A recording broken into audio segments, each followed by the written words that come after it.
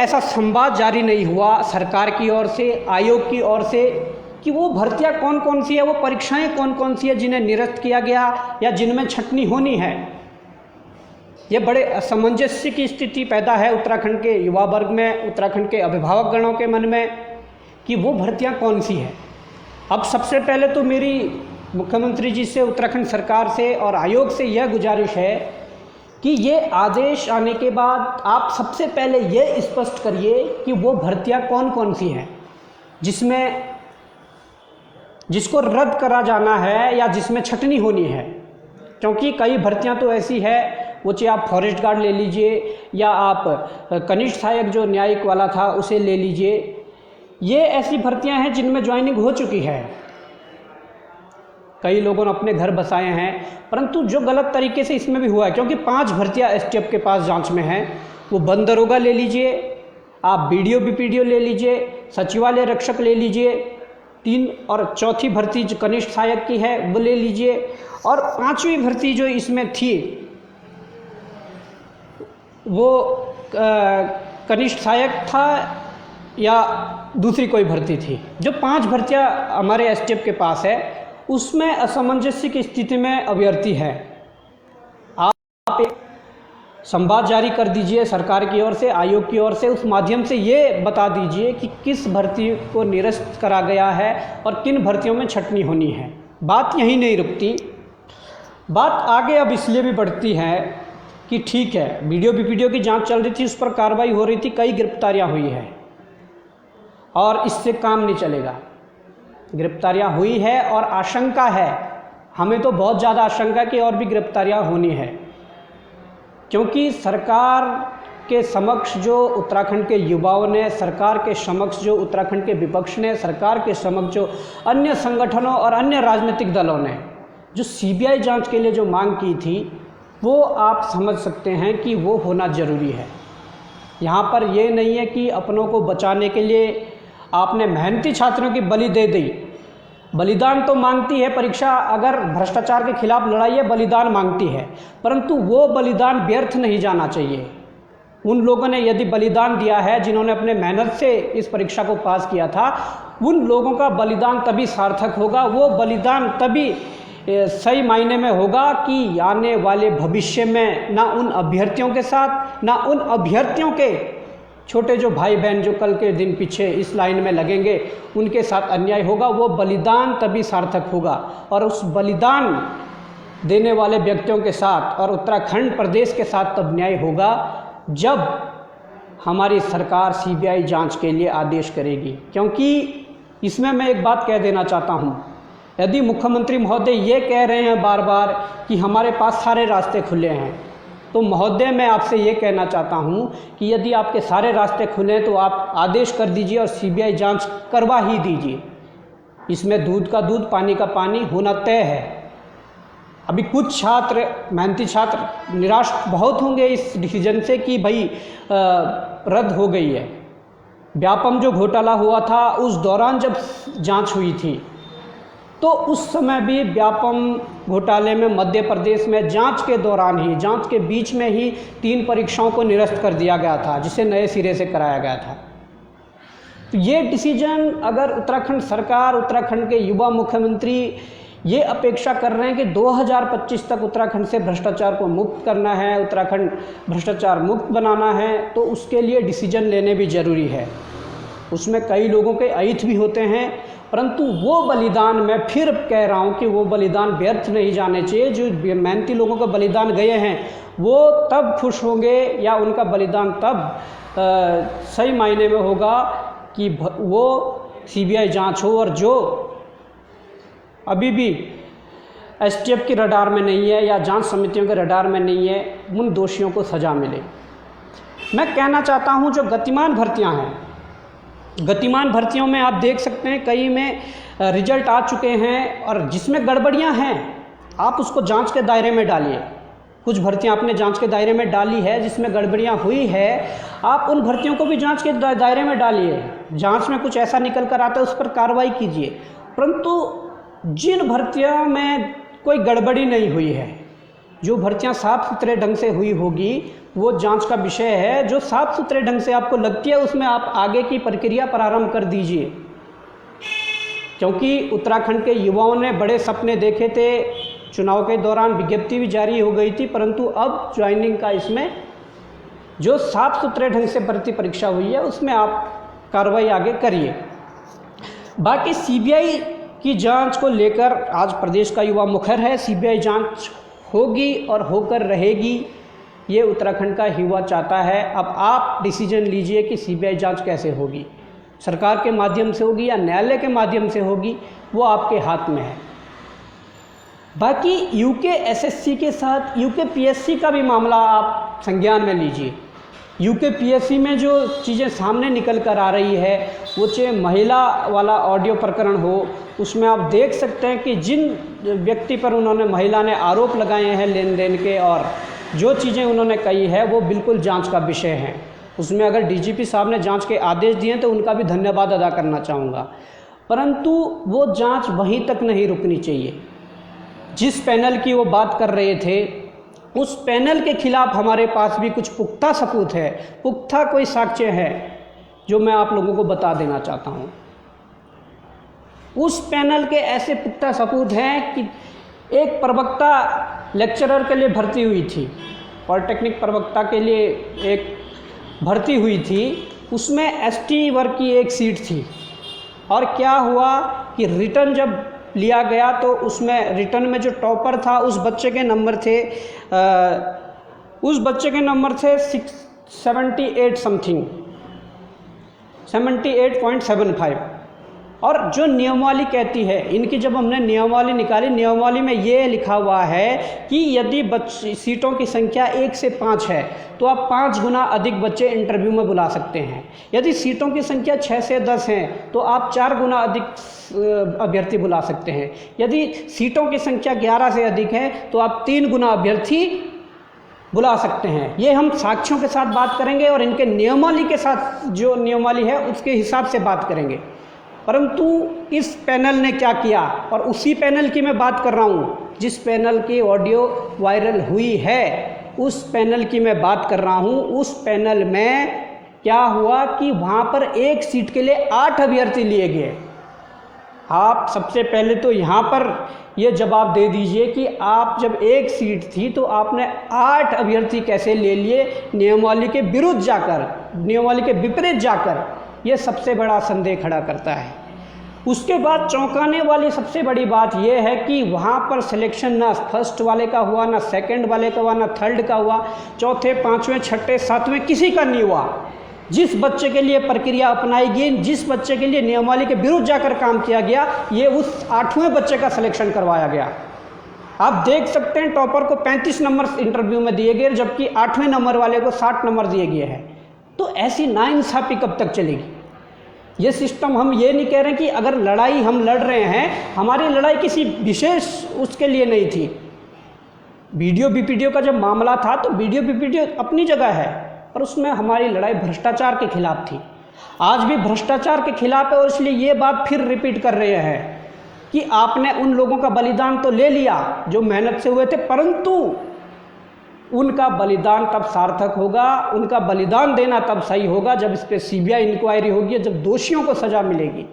ये भ्रष्टाचार के खिलाफ लड़ाई है। आप करिए छटनी, इसमें कोई समस्या नहीं है, कोई आपत्ति नहीं है। आप सीबीआई जांच करवाइए। ये आज प्रदेश के युवाओं की डिमांड है, प्रदेश के अभिभावकों की डिमांड है। बाकी यूकेपीएससी का जो मैंने ये मामला बताया है, ये मैं पूरी फाइल जो हमारे पास है ये एसटीएफ को भी देंगे, उत्तराखंड शासन को भी देंगे, और आयोग को भी इसकी प्रतिलिपि उपलब्ध करवाएंगे, और साथ में मीडिया को भी ये चीज़ देंगे, क्योंकि ये इतने बड़े खेल कब से चल रहे हैं। बाकी जो विधानसभा के तहत जो बैकडोर से एंट्री हुई है, विधानसभा में जो इतनी नियुक्तियाँ हुई है, वो बिल्कुल असहनीय। बिल्कुल आप देख सकते हैं कि मेहनती छात्र इतना पढ़ रहा है, मेहनती छात्र कोचिंग कर रहा है, मेहनती छात्र लाइब्रेरी में जा रहा है, मेहनती छात्र तपस्या कर रहा है, परंतु वहाँ पर बैकडोर से एंट्री देना कितना उचित है? बैकडोर के माध्यम से जो ये एंट्रियाँ हो रही है, अगर सिस्टम को सुधारना है, यदि युवा मुख्यमंत्री जी ये चाहते हैं कि हम सिस्टम को बदलना चाहते हैं, हम सिस्टम में सुधार लाना चाहते हैं, तो आप एक आदेश पारित करिए कि आज से बैकडोर में एंट्री पूर्णतः बंद होगी। आपने अगर 4th क्लास कर्मचारी भी लगाना है या जो भी कर्मचारी आपने लगाना है, आप उसके लिए कोई मानक तय कीजिए। उन मानकों के आधार पर आप सबको अवसर दीजिए। संविधान के तहत, समानता के अधिकार के तहत आप सबको समान अवसर दीजिए और उसके बाद वो नियुक्तियाँ होंगी। हम तो 4th क्लास की बात कर रहे हैं, आपने तो यहाँ पर अपर निजी सचिव बैकडोर एंट्री से डाल दिए। तो क्या किस दिशा की ओर वो प्रदेश को ले जाएंगे, मैं ये समझ से परे हैं। आज हमारी चिंता ये है कि वो अपर निजी सचिव जिनको बैकडोर से एंट्री मिली है, वो प्रदेश को किस ओर धकेलेंगे। सबसे बड़ी समस्या ये है। मैं कहना चाहता हूँ कि जो इसमें चिन्हित अभ्यर्थी हुए हैं, अभी तक देखिए डीजीपी साहब ने 200 प्लस कुछ कहा था अपने प्रेस कॉन्फ्रेंस में आके, उसके बाद अजय सिंह जी 60 तक कहते हैं। जितने भी अभी तक के चिन्हित अभ्यर्थी हैं, जिनको चिन्हित कर दिया गया है कि ये लोग इसमें पाए गए हैं, ये लोग अनुचित साधनों से परीक्षाओं को पास करने में लगे हुए थे, उन अभ्यर्थियों की सूची जारी कर उसको पब्लिश किया जाए और उन पे कम से कम 5 साल नहीं तो आजीवन उन पर प्रतिबंध लगा दिया जाए। ये हमारी मांग है। बाकी अभी तक की जो जांच चल रही है, अभी तक की जांच में मैं कह दूं कि आपने सब घेरे में ले लिए हैं। आयोग के पूर्व अध्यक्ष, पूर्व सचिव क्या आपके रिश्तेदार हैं या आपके इतने करीबी हैं कि उन पर जांच नहीं बिठा रहे हैं? यदि वाकई में एसटीएफ ने जो खुलासा किया है कि जब पेपर प्रिंट हो रहा था, जब पेपर की पैकिंग हो रही थी, उस दौरान जो सीसीटीवी फुटेज थे, उस दौरान जो सीसीटीवी फुटेज की जो वीडियो थी वो गायब है, तो कार्रवाई तो बनती है। आयोग के पूर्व अध्यक्ष, आयोग के पूर्व सचिव, आयोग के पूर्व परीक्षा नियंत्रक, इन तीनों पर कार्रवाई बनती है और कार्रवाई करनी चाहिए। ये हमारी मांग है।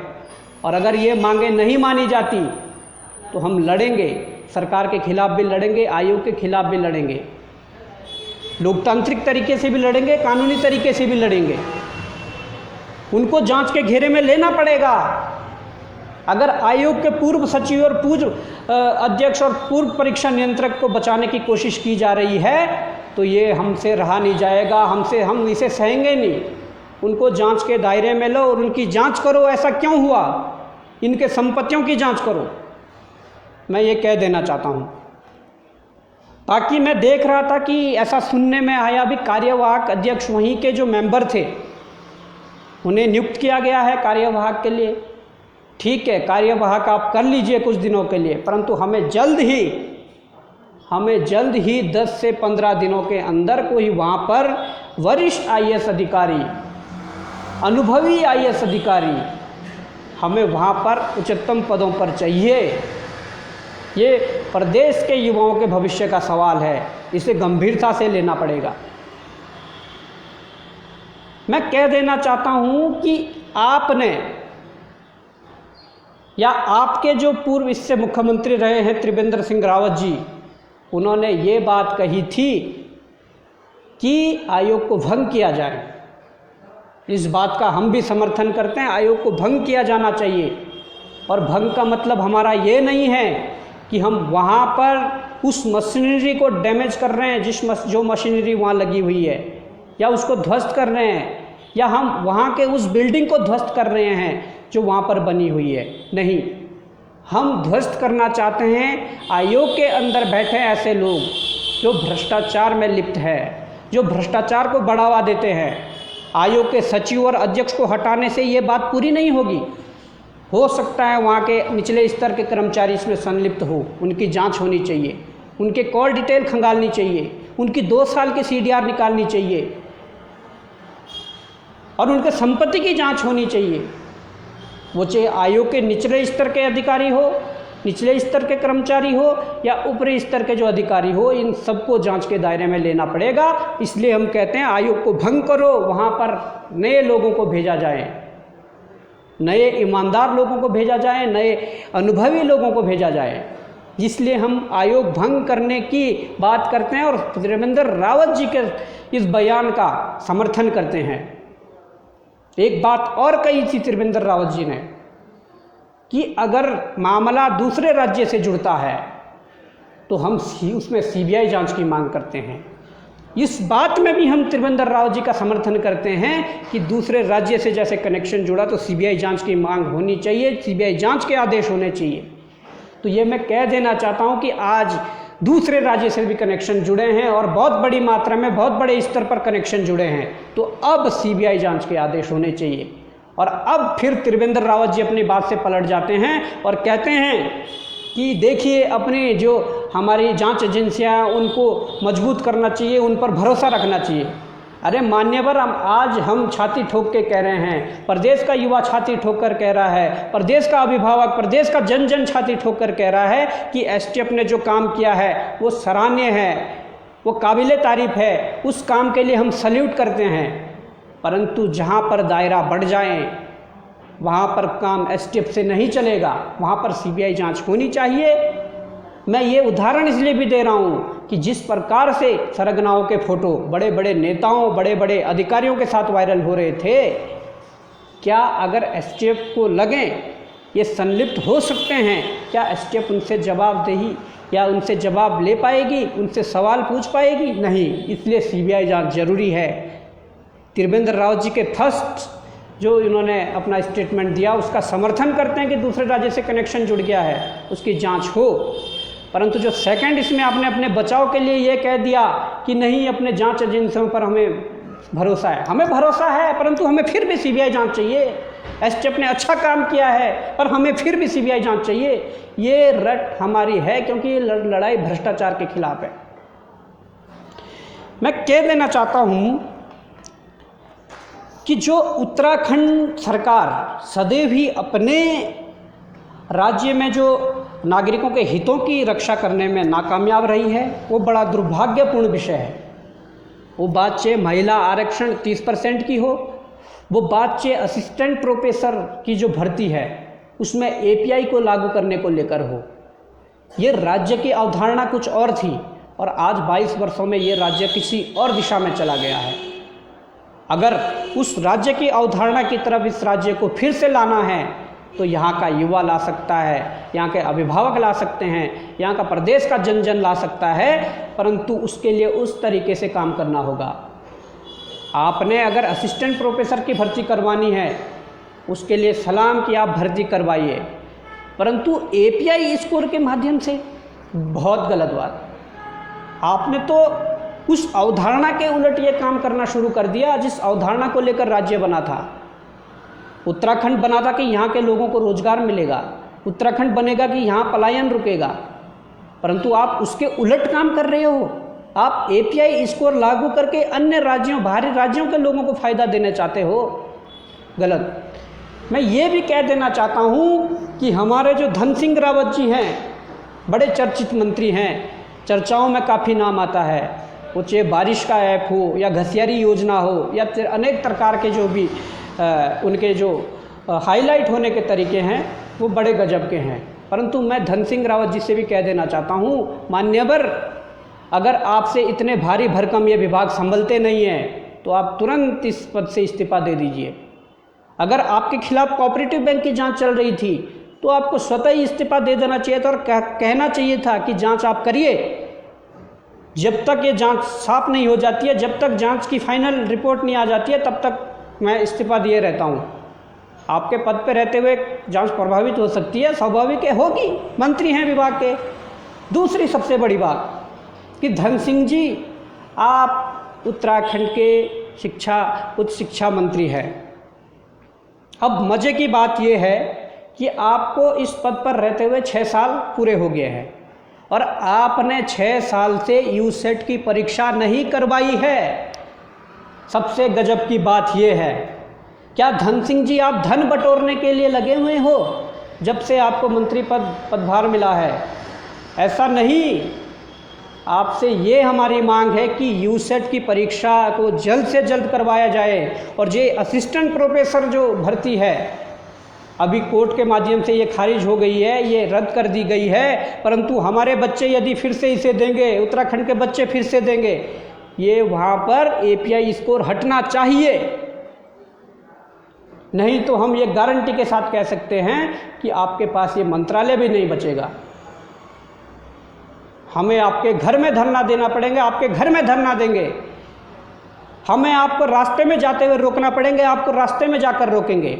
हमें आपको आपकी विधानसभा श्रीनगर में घेरना होगा, हम आपको विधानसभा में घेरेंगे। परंतु धन सिंह जी, जो न्यायोचित है वो आप करिए। हम आपसे कोई गलत काम नहीं करवा रहे हैं। हम उत्तराखंड के बच्चों के भविष्य को देखते हुए API स्कोर हटाने की बात कर रहे हैं। हम उत्तराखंड के बच्चों के भविष्य को देखते हुए यहाँ पर USET कराने की बात कर रहे हैं। और मान्यवर, आपके स्वास्थ्य विभाग की भी बात कर लेते हैं। आपके स्वास्थ्य विभाग में तो अभी भर्ती हुई थी, उसमें कितनी गड़बड़ियाँ सामने निकल कर आई है, उसमें कितने धांधली के आरोप लग रहे हैं। क्या आपकी नैतिक जिम्मेदारी नहीं बनती कि उसकी जांच करवाई जाए? यदि आप अपने पद की कोई गरिमा समझते हैं, अपने पद की कोई नैतिक जिम्मेदारी समझते हैं, तो आप तुरंत उसके लिए भी जांच के आदेश दे दीजिए। जो गड़बड़ी स्वास्थ्य विभाग की भर्तियों में हुई है, उसकी रिकॉर्डिंगें हर एक उत्तराखंडियों के व्हाट्सएप पर टहल रही है। उनके स्क्रीनशॉट, व्हाट्सएप स्क्रीनशॉट हर एक उत्तराखंड के अपने मोबाइल पर तैर रहे हैं। तो उसकी जांच कब? आपको जांच के आदेश देने पड़ेंगे, नहीं तो ये भी पता नहीं लगेगा कि मंत्री पद कब छीना गया। आप ये बात रहने दीजिए, आपको इस पे एक्शन लेना पड़ेगा, ये हम कह रहे हैं। बाकी USET तो 6 वर्ष से कराया नहीं, उत्तराखंड का बच्चा इंतजार कर रहा है, और 6 साल आपको उच्च शिक्षा मंत्री बने हुए हो गए हैं। तो इसलिए हमारी मांग है कि आप समय रहते हुए इस मांग को मान लीजिए, आपका सम्मान होगा, आपके जय जयकारे लगेंगे। परंतु यदि मांग नहीं मानी गई तो हमने कह दिया है कि कहाँ कहाँ हम घेर सकते हैं, क्या क्या हम कर सकते हैं, ये हम करेंगे। ये हमने आज कह दिया है। बाकी वन दरोगा की मैं बात करूं तो वन दरोगा में आप देख सकते हैं ये जांच STF के पास जा चुकी है। जैसे पहले BPDO जांच गई, उन्होंने उसमें जब मुकदमा दायर किया तो उसके बाद उस पर कार्रवाई शुरू हुई। हमारे पास कुछ साक्ष्य सचिवालय रक्षक के थे, वो साक्ष्य हमने STF के पास रखे। STF ने कल उसमें मुकदमा दर्ज करके अब उस पर जांच शुरू कर दी। अब जो वन दरोगा है उसकी भी बारी है। अगर जांच में कुछ गड़बड़ियां पाई जाती है तो उस पर कार्रवाई करिए, परंतु जांच में यदि पाक साफ पाया जाता तो आप उसे सही से वो कर दीजिए। परंतु जांच वन दरोगा की होनी चाहिए, क्योंकि वन दरोगा में भी ऐसे आरोप हैं और ऐसे साक्ष्य हैं कि वहाँ से 7-8 परिवार तो ऐसे हैं जिनके घर से 2-2, 3-3 सिलेक्शन हो रखे हैं, और ऐसे परिवार हैं जिनके घर से पहले से ही वन विभाग में अधिकारी कार्यरत हैं। हमें उनकी योग्यता पे वो नहीं है, हम योग्यता उनकी मानते हैं कि होगी, योग्यता हम मान सकते हैं, परंतु जांच का विषय है। अगर मैं ये कह देना चाहता हूँ कि 7-8 लोग ऐसे हैं वन दरोगा में जिनका जो पूरा पेपर था वो 10-12 मिनट में ही शुरू हुआ और ख़त्म हुआ और सिलेक्शन पा गए। अब उन लोगों की लिस्ट सार्वजनिक नहीं की गई, या उन लोगों को नियुक्ति दी गई, या उन लोगों को बाहर किया गया, इसका हमें कोई अभी तक सूचना कोई प्राप्त नहीं है, ना आयोग की ओर से। और ये आयोग के पूर्व अध्यक्ष भी अपने शब्दों में कह चुके हैं कि ऐसे कुछ बच्चे थे जिन्होंने परीक्षा शुरू की और 12-15 मिनट में पूरा पेपर ख़त्म कर दिया और आज सबसे टॉपर बने हुए हैं। तो ऐसे लोगों के नाम सार्वजनिक होने चाहिए, ऐसे लोगों पर कार्रवाई होनी चाहिए, ये हमारी मांग है। वन दरोगा में एक ऑडियो वायरल हुआ था, उस ऑडियो की भी जांच होनी चाहिए। वो ऑडियो किसका था, कौन डील कर रहा था, इस प्रकरण की भी जांच होनी चाहिए।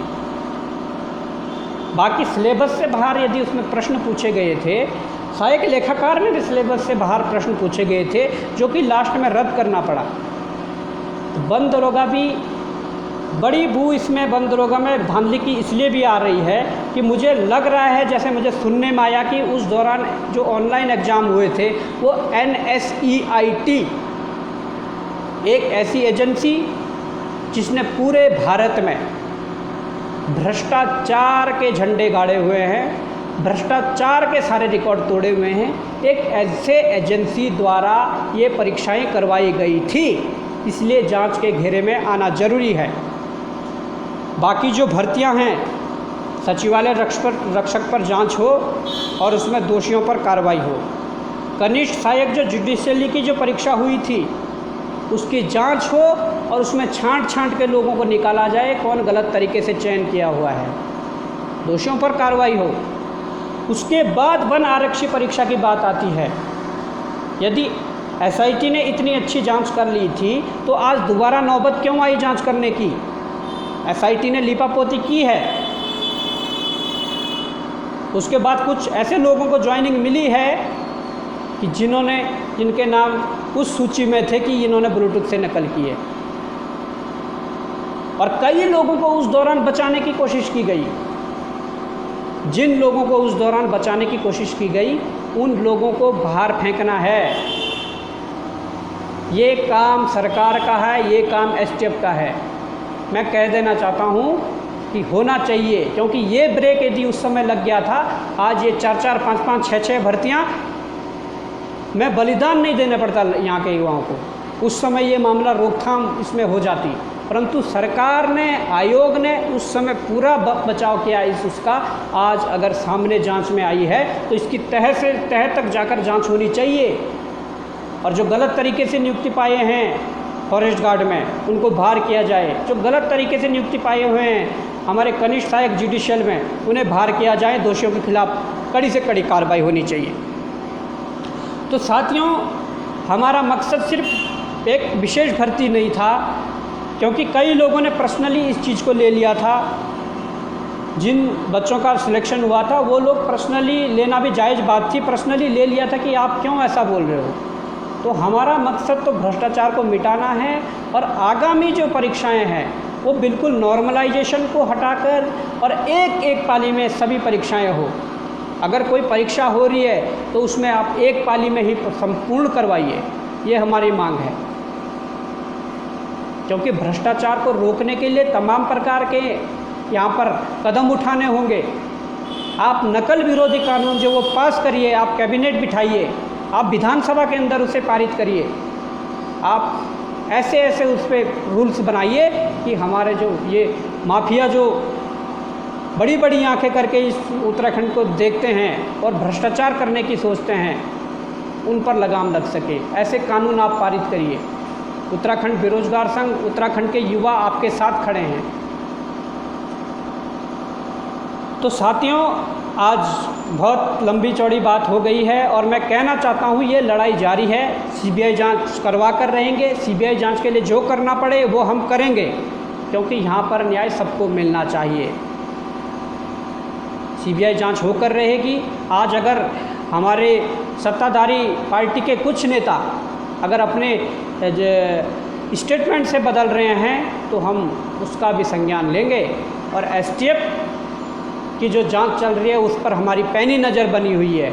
जब ज़रूरत पड़े तब हम एसटीएफ से मिलकर भी उनका सहयोग करेंगे। जब एसटीएफ को ज़रूरत पड़ेगी तो हमारे जहाँ सहयोग की बात होगी हम 24 घंटे हाजिर हैं उस सहयोग के लिए, परंतु हमारी एसटीएफ अच्छे से जांच करें। परंतु जहाँ पर दायरा बढ़ गया है, अब सीबीआई को मामला सौंपा जाए तो ज़्यादा बेहतर है, क्योंकि इसमें कई सफ़ेदपोश जो नेताओं के चेहरे सामने आने हैं वो आने चाहिए। हमारे उत्तराखंड के जनमानस को ये लगना चाहिए, ये महसूस होना चाहिए कि हम किन लोगों को वोट दे रहे थे, हम किन लोगों को विधानसभा जैसे पवित्र स्थान पर भेज रहे थे। इन लोगों के नकाब सबके सामने उतरने चाहिए, सबके सामने इनके चेहरे आने चाहिए। तो साथियों, लास्ट में मैं यही कहना चाहूँगा कि जो अभ्यर्थी हैं वो अपनी पढ़ाई निरंतर रखिए, पर कभी भी अगर ऐसी घटना होती है, ऐसी अगर घटनाएं सामने निकल कर आती है तो आप मुखर हो जाइए सरकार के खिलाफ, आप मुखर हो जाइए गलत करने वाली संस्था के खिलाफ, क्योंकि आप अपनी लड़ाई खुद लड़ सकते हो, ये साबित हो गया है, और लड़ने भी पड़ेगी। तो साथियों, ये चीज़ें बोलिए, इस पर आप गौर कीजिएगा एक बार। सभी लोग गौर करने योग्य बातें हैं। बाकी जो परीक्षाएं चल रही है जिसमें कोई गड़बड़ियां नहीं है उसको सुचारू रूप से चलाने के लिए आप आयोग निरंतर कदम उठाइए, सरकार निरंतर कदम उठाइए। हमारी भी जो सहयोग की आवश्यकता पड़ती है हम भी सहयोग करेंगे, परंतु जिसमें गड़बड़ियां हुई है उनकी जांच होना बहुत ज़रूरी है। एक बार इस गंदगी को साफ कर दीजिए, मैं गारंटी के साथ कह सकता हूं कि मेहनती बच्चों की लाइन लग जाएगी सिलेक्शन वाली लाइन पर। अगर कुछ ये आने वाली 5-7 परीक्षाएं होती है तो मेहनत करने वाला बच्चा विभागों में हमारा जाएगा, जो कूड़ा करकट जा रहा था वो नहीं जाएगा। तो साथियों, बहुत बहुत धन्यवाद आप सबका। अभी विदा लेता हूँ। जय हिंद, जय भारत, जय उत्तराखंड, जय देवभूमि।